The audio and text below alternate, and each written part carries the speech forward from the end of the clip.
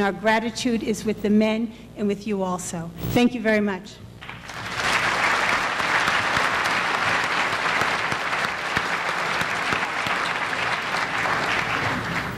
Thank you, Congresswoman. Our next speaker is Senator Kelly Ayotte. A native of Nashua, New Hampshire, Senator Ayotte has devoted her life to public service. The first woman to serve as New Hampshire's Attorney General, Senator Ayotte was named Citizen of the Year in 2008. A graduate of Penn State University, Senator Ayotte has also earned a Juris Doctor degree from the Villanova University School of Law. Elected to the U.S. Senate in 2010, Senator Ayotte is the ranking member of the Armed Services Subcommittee on Readiness and Management Support. Ladies and gentlemen, please join me in welcoming to the podium United States Senator Kelly Ayotte.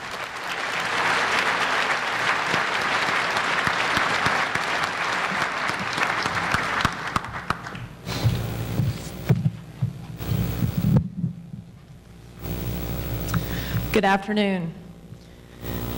I am deeply humbled to be here with all of you today, particularly the families of those who perished on the USS Thresher. I would also like to express the people who organized this, who worked very hard on it. Gary Hildreth, thank you very much. Commander Kevin Gallias and his wife, Robin. Thank you for your dedication, and thank you for the dedication of all of those at the Thresher base who worked tirelessly to make today's ceremony possible. It is very moving to see so many in the Seacoast community be here to honor those who gave their lives on the Thresher. Today we gather here to remember and very much honor the lives of the 129 service members and civilians who perished aboard the USS Thresher a half a century ago. As Americans, we share a solemn obligation to never forget those who serve our country. And today, in the presence of the families of those who were lost, we renew that special commitment. We will always remember the service and sacrifice of your loved ones. And we stand with you in remembering and honoring their courage, and we thank you for your sacrifice. We can never repay you for the sacrifice that your families have made in service to our country, but please know that from the bottom of our hearts that we care deeply and we mourn with you. We are only a free country in the United States of America because of the sacrifice of those who serve to protect our country. The brave men who died aboard the Thresher were husbands, fathers, brothers, and sons. They came from different backgrounds, but they all shared a deep commitment to serving our nation and to keeping us safe. Each of them has their own story and a very important story. Brave men like Wayne Lavoie, a Navy sailor from Rochester, New Hampshire, who died aboard the Thresher on his 28th birthday. He left behind a wife, 5 children, his parents, and a brother. Men like Donald Wise Sr. from Somerville, Massachusetts, who entered the Navy at age 17 because he wanted to serve his country. He was chief machinist's mate aboard the Thresher. Men like Benjamin and John Schaefer of Connecticut, brothers who were both electricians' mates. They wanted to serve together and went to serve on the Thresher together. The loss of the Thresher not only touched the community in Portsmouth, but it touched the entire nation. But it was particularly painful for those who served at the Portsmouth Naval Shipyard, which was the Thresher's birthplace and where it departed its final journey.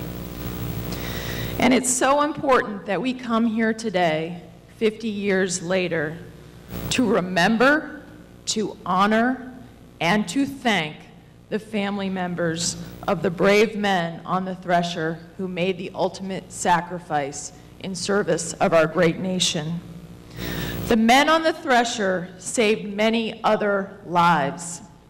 There are so many in our Navy and our civilian sector who have the men and their families on the Thresher to thank for their safety today. The Navy learned so much from this tragedy. The lessons from that terrible loss led to the development of the SubSafe program, a rigorous safety program for our nation's submarines that has been credited with preventing so many similar tragedies. And the Portsmouth Naval Shipyard also learned so much and emerged stronger. Portsmouth is widely recognized as the best shipyard in the nation for the maintenance of our Los Angeles and Virginia-class submarines, and we're very proud of the shipyard. The spirit of those who served on the Thresher is carried on today by our brave men and women in our Navy, and it's also carried on by the outstanding work done at the shipyard. It can be seen in the workers' commitment to excellence, and it can be seen in their devotion to our great country. May God bless the families of those who were lost 50 years ago, and the men of the Thresher. They will forever remain on eternal patrol. And may God bless the greatest nation on earth. Thank you for having me here today.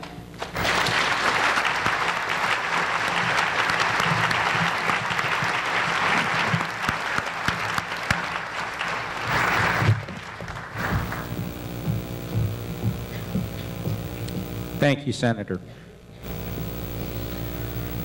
Also joining us today, we are very privileged to have Senator Jean Shaheen, a native of St. Charles, Missouri. Senator Shaheen earned a bachelor's degree from Shippensburg University in Pennsylvania and a master's degree from the University of Mississippi. The only woman in U.S. history to be elected both a governor and a United States senator, Senator Shaheen has been committed to serving the citizens of New Hampshire for decades. Between her time as governor and election to the U.S. Senate, Senator Shaheen served as the director of Harvard University's Institute of Politics at the Kennedy School of Government. She has served in the United States Senate since 2009 and is a member of the Senate Committees on Armed Services, Foreign Relations, Appropriations, and Small Business Entrepreneurship. Ladies and gentlemen, please join me in welcoming to the podium United States Senator Jean Shaheen.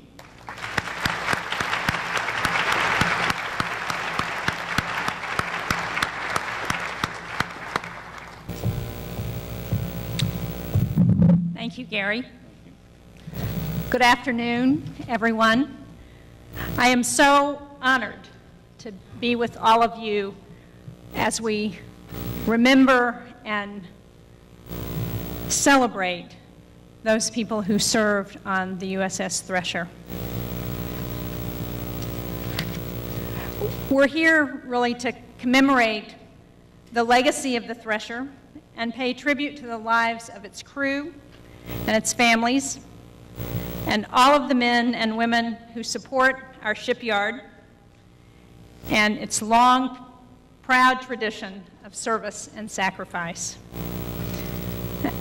I want to take a moment, like the other speakers have, to applaud the efforts of the Thresher Base and your commander, Kevin Gallias, and all the United States submarine veterans for your commitment to keeping the memories alive of those 129 men who were lost on that tragic day.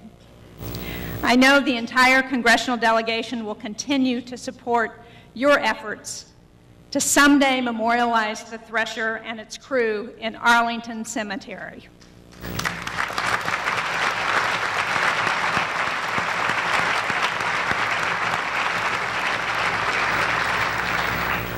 I think we would all agree that it's way past time. The submarine community is near and dear to Portsmouth and the Seacoast region. Whether you've earned the right to wear the dolphins or you are one of the critical men and women on the ground securing that crew, we appreciate the tireless contribution of the military members and the civilians who make it possible. Thank you to all of the honored guests for being here today. I want to recognize the military service of those currently serving, and for those who have served, and of course, to all of the families of our men and women in uniform who are here today. Your dedication to our nation deserves all of our highest praise. We're here today because 129 men made the ultimate sacrifice with their lives on April 10th, 1963, when the Thresher did not return from its deep diving tests. There are many heroes that day, and their loss left a lasting scar in the Seacoast communities. One of those heroes was Exeter native Paul Currier. After fighting in World War II, Paul returned to his roots and worked at the shipyard as a machinist during those fateful days. Tragically, Currier was one of the shipyard workers aboard the Thresher when it went down. He left behind a family of 5 young children and his wife Barbara, and I understand that all of them continue to live in and around Exeter, and I hope if you're here today, you know how much we all share in the sacrifice that you made and appreciate your carrying on. To this day, Paul is remembered for the impact he made on the lives of young people as one of the local Little League's first coaches in the early 1950s. He made such a profound difference in his community that the Little League baseball park in Exeter was renamed in his honor, and the trophy presented annually to the winning team bears his name. Paul Currier and the others lost on the Thresher did not die in vain. We cherish their memory, and we celebrate the safety initiatives that were instituted as a result of that awful tragedy. Today, the men and women of the Portsmouth Naval Shipyard and the Seacoast communities that support them continue that unbroken legacy of service and sacrifice. We're proud of the legacy that you have built over the last half-decade, and we hope it continues for at least the next decade and beyond, the next 50 years and beyond. We definitely want it to go much farther than the next decade. As a way to commemorate the legacy and memories of the USS Thresher and its crew, I, along with Senator Ayotte and the Maine Senators Collins and King, will introduce a resolution in the Senate this coming week that honors the 50th anniversary of the Thresher tragedy. The resolution will serve as an expression of the Senate's deepest gratitude to all submarine crew members on eternal patrol who are forever bound by their dedicated and honorable service to the United States of America, and to all the men and women they protect and defend. And to the crew and observers who perished aboard the USS Thresher, I join with everyone here in saluting them for their courage and sacrifice. To all of the Thresher family members and former crew members, to all of the shipyard workers who worked so hard on the Thresher and who have carried on, we thank you for your strength and perseverance and your commitment to our country. Thank you.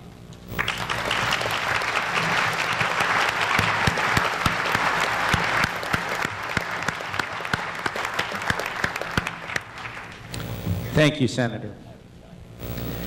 Ms. Vicki Billings, daughter of Lieutenant Commander John Hillary Billings, graciously accepted our invitation to share a few of her personal thoughts with us today. Following Vicki's presentation, her brother Blake Billings will sing a song he composed entitled In Memory of You. Ladies and gentlemen, please join me in welcoming to the podium Ms. Vicki Billings.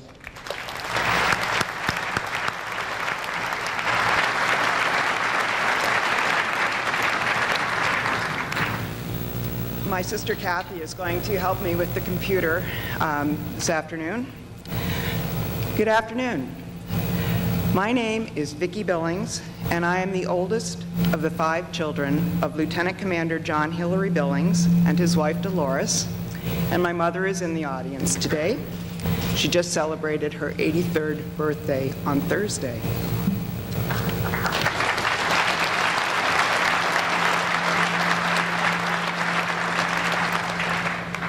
And if you have time to stop by our family table, you will meet my brother Hillary, a public defender at the federal level, and the coolest rhythm and blues guitarist I know.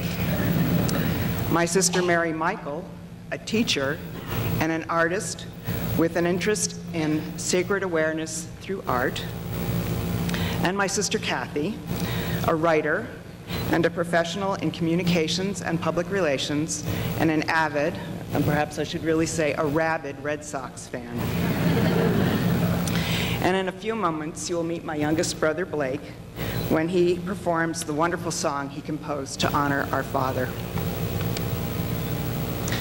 As with all of the families gathered here today, my family's story is unique. And yet I think it will resonate with you and echo the emotions that this memorial stirs in you as it does in us. My father was Navy through and through,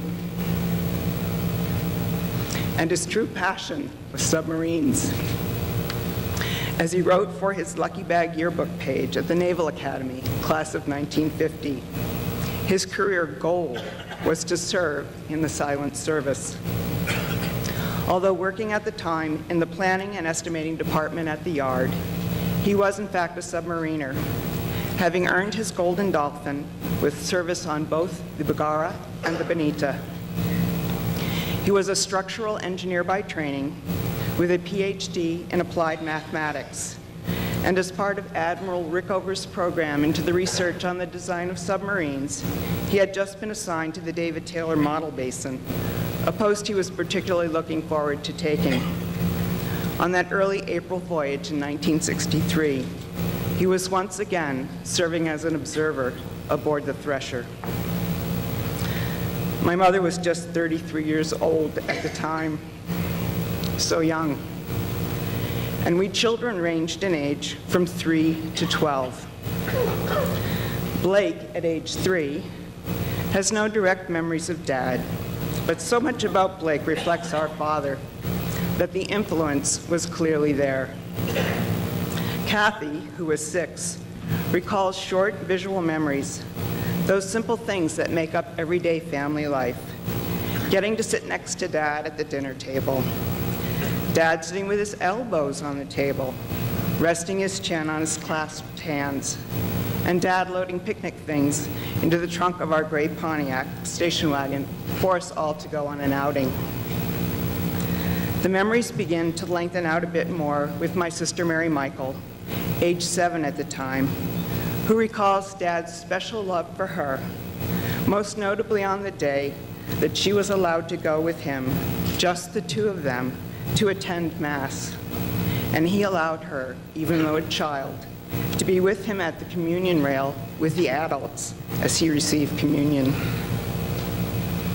When my brother Hillary, who was 9 back there, shared a few of his memories of Dad with me, I thought, my God, here's a side of our father I never even think of, and yet is so reflective of Hillary's personality that I can see the direct link. Hillary remembers Dad just jamming on a red-hot boogie-woogie on the piano, and us kids in our onesie pajamas dancing furiously all around him as he played. One time, Hillary had a school assignment in social studies, and he came across the phrase, the American breadbasket. From context, he knew it had to be a location, but he didn't know where. He came downstairs to find Mom and Dad sitting at the kitchen table and asked them if they knew where the American breadbasket was located. Without missing a beat, Dad emphatically placed both hands on his belly and said, right here. No doubt in my mind where Hillary gets his sense of humor. Hillary also recalls the time Dad was asked to lead the 4th of July parade in our small town of South Berwick, Maine.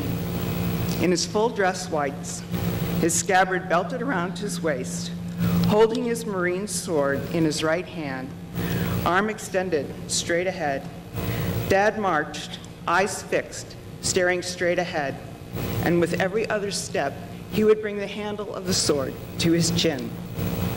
Meanwhile, Hillary, riding his bike with red, white, and blue streamers flowing from the spokes, and a couple of baseball cards attached to the frame to make that fluttering sound when the spokes passed by, rode circles around Dad the entire way. As Hillary says, like some kind of June bug around an exposed light bulb. And each time he looked at Dad, marching solemnly with his fixed stare, eyes straight ahead, handle of the sword to the chin, Hillary thought, man, he lives on Olympus.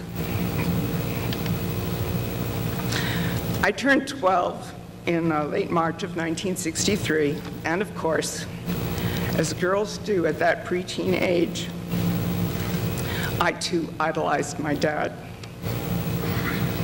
He was perfect. My father was an extraordinary individual, a contemplative warrior. He was qualified to command submarines, but he was also a mathematician, a musician, and a linguist.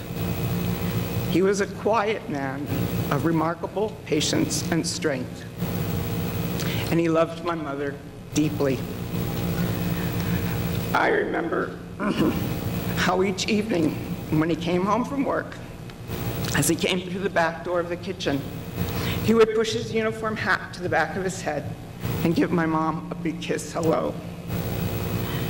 And every evening after dinner, while we kids did our homework or played, he dried the dishes while my mother washed them. My dad never once raised his voice in anger. While his beliefs were strongly held, he was always composed, unflappable really, which I would think must be basic to the personalities of all men who serve for any length of time in the confined quarters of submarines. He was also a very religious man. There was a convent boarding school in our town, St. Joseph's Academy, and my father went to Mass there almost every morning before he went to work. Sometimes my mother would let me go too. Every once in a while, the altar boy did not show up, and my father would fill in. From my place at the back of the small chapel, as the priest said Mass, I was thrilled to see my father in his dark blue Navy uniform, kneeling before the altar, and behind him, in row after row, knelt the nuns from the convent and the students from the high school. I saw my father then and now as a true knight in shining armor, protecting us all. My very last memories of my father comes from the time just shortly before his death, and it is his presence and help with the writing assignment I had for a grade school competition. The theme was communist infiltration into the United States. This was 1963, the height of the Cold War, and my father and all of the men of the Thresher crew were Cold War warriors defending this country against the threat of the Soviet invasion. At the time, I didn't even know the meaning of the words communist or infiltration. I was panic-stricken that I would fail. I was so upset that I was crying. But as always, my dad was patient and kind. He gently explained the words to me so that I might understand them, then showed me how to look through my history book to find ideas I might use to express my opinion. He did not live to know this, but a few weeks later, because of his guidance, my essay took third place in the competition. Other memories of the time include the outpouring of support from the community.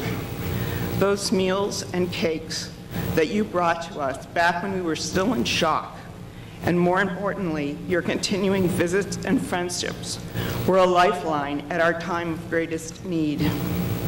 And a special thanks to those many extended family members and friends who went door to door to collect donations for the USS Thresher Memorial Fund, Education Fund, which was a major factor in providing for our educations. That outpouring of care and concern buoyed us back then, as does your presence here today, 50 years later. And deserving the biggest thank you of all by far, I ask you to acknowledge and to honor all of the widows of the Thresher crew. And speaking for myself and my siblings, especially our mom, for her and all of their own great sacrifice in defense of this country. Our moms are the ones who held our lives together, some maybe just for the sake of us children, at a time of their own devastating personal loss. Our moms are true heroes who overcame the worst disaster that can befall those who serve this country. They are the ones who are left behind to raise us alone, parenting as both mother and father.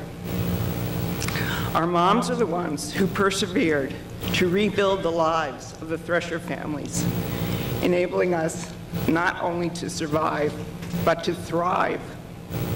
Thank you, Mom. Thank you to all of our moms. Heroes all, we owe them such a debt.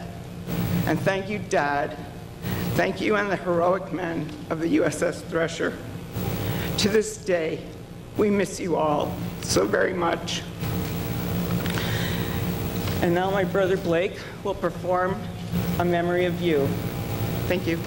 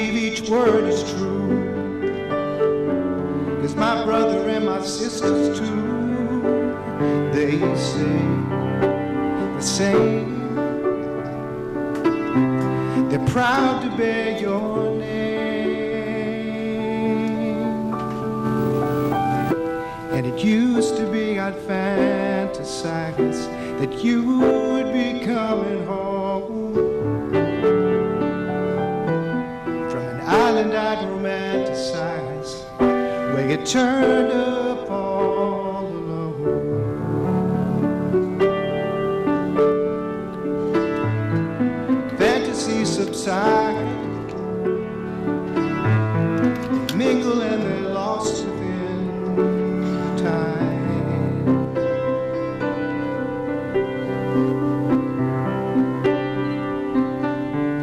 that's taking you away.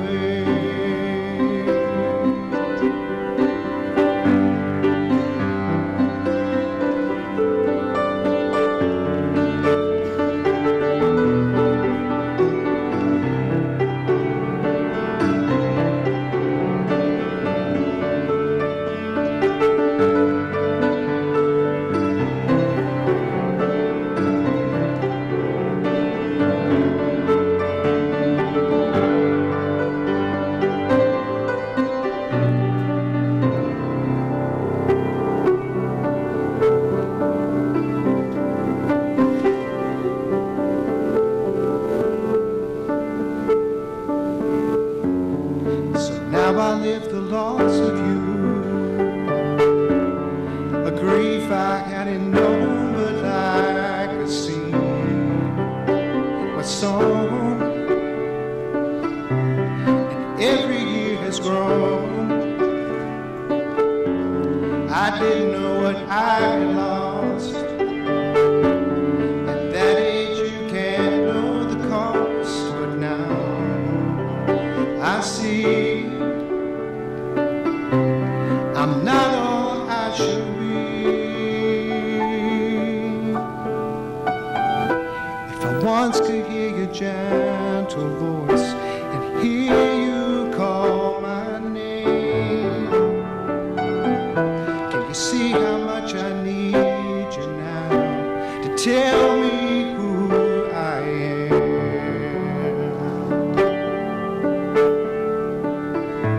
And let these tears that I have cried go on their way and roll out with the tide.